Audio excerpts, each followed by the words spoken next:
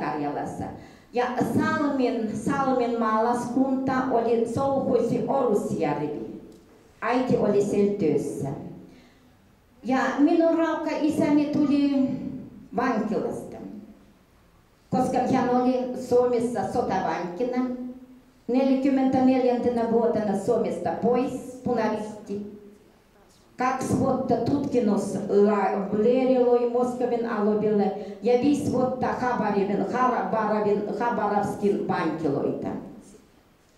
Ja isäni ja äitini tulivat perheessä ja me asuttiin Loimalla. Loimalla oli entinen Suomen kylä, oikein iso. Isot maat, isot metsät, paljon työtä. Loimalla oli 7000 perhettä asui. Näin paljon oli metsätyötä.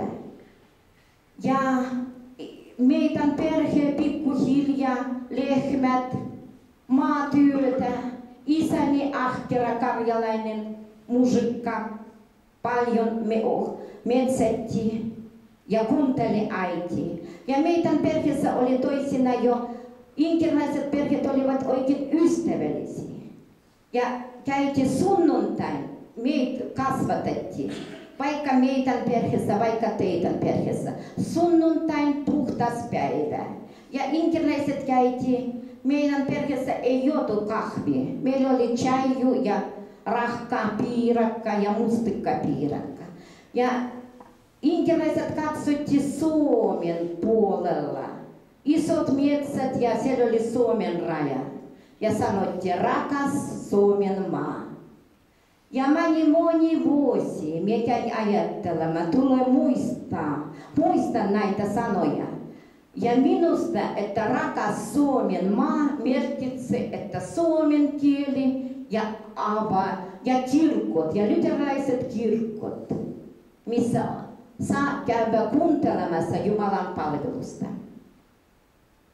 Ja tämä oli meidän inkeriläisten karjalaiskasvatus. Ja minä tahdon vielä kertoa kiitos Suomen maa. 1990 vuotena. 1990 vuotena jo Sortavallassa oli lupa järjestää ja viettää iltaseuroja. Jo kaupunkitalo antoi paikkoja, missä oli Jumalan palvelukset ja Suomesta käytiin papit. Ja paljon käy inkeriläisiä, karjalaisia, samoin venäläisiä. Minusta tämä oli näin, että jokainen tahtoi tutustua, mitä merkitsee Raamatut, mitä merkitsee Jumalan sana. Ja moni vuosi,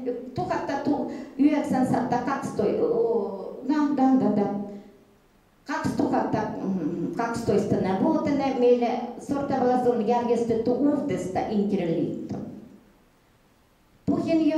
Inkeriliiton puheenjohtaja on minun tyttöni Tanja. Tanja on syntynyt 1985 vuotena. Ja minun perheessä, minä samoin toisina itkin, lapsi sanoi, että taas äitini itkö ja puhuu.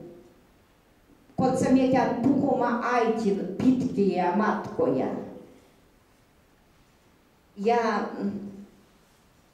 me käytiin kotona puhumaan ja toiset ystävien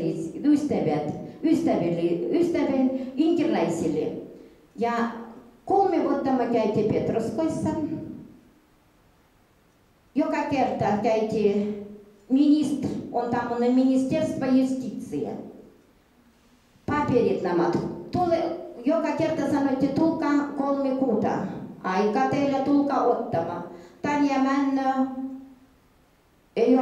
ei oikein suoritettu. Sitten jo otettiin Petroskoista juristin, advokaat, juristi. Ja hän meille auttoi, me maksettiin ja kaikki on hoidettu.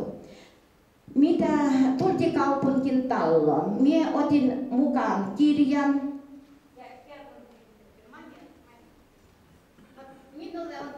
kirja, tämä on ensyklopedia. Tässä on joka tämmöistä Inkerin maa, Ingermanlandia, on 5 sanaa sanottu. Ingermanlandia, tämä kansa, kuka asui. Ja tässä on laitettu Ijorski, mitä ne on tässä. 5 sanaa on sanottu Inkerin maasta. Aber tässä on millaiset. No olko näin. Ja tämä oli tämmöistä, että miten, no pikkuhiljaa tultiin kaupunkin talo. Käytiin pyytämään, että Tanja käy sanomaan oikein optimistista. Että hyvä, että Sortavalla on historiallinen kaupunki. Paljon Suomen turistiloja, paljon vieraita. Miten hyvä asia, että kaupunki järjestää ja hoitaa itsellä tämmöisen kansallisen talon. Ja me pyydettiin, oli tyhjä, entinen seminaari, koulun seminaari, että antakaa meille ja me käyn pyytämään ja itse puhastamaan tämän talon. No oli syyskuu, 2 vuotta aikaa. En tiedä kuka pani koko bensan lattia ja kello 5 aamu tämä talo palasi kerrasta kaikki. No, Sortavallassa on seurahuone, entinen Valaman seurahuone, iso oikein. Siellä on paljon kabinettiloja, ravintola, pieni ja hotelli. Ja kaupunginjohtaja sanoi, että siellä on yksi kabinetti, voit järjestää sille, mitä tahtottaa. Vain tulkaa kysymään. Ja me järjestämme siellä suomen kielen kurssit. On meillä 2 opettajaa. Alku suomen kielen ja pikkusen tämmöinen jo toinen urvin.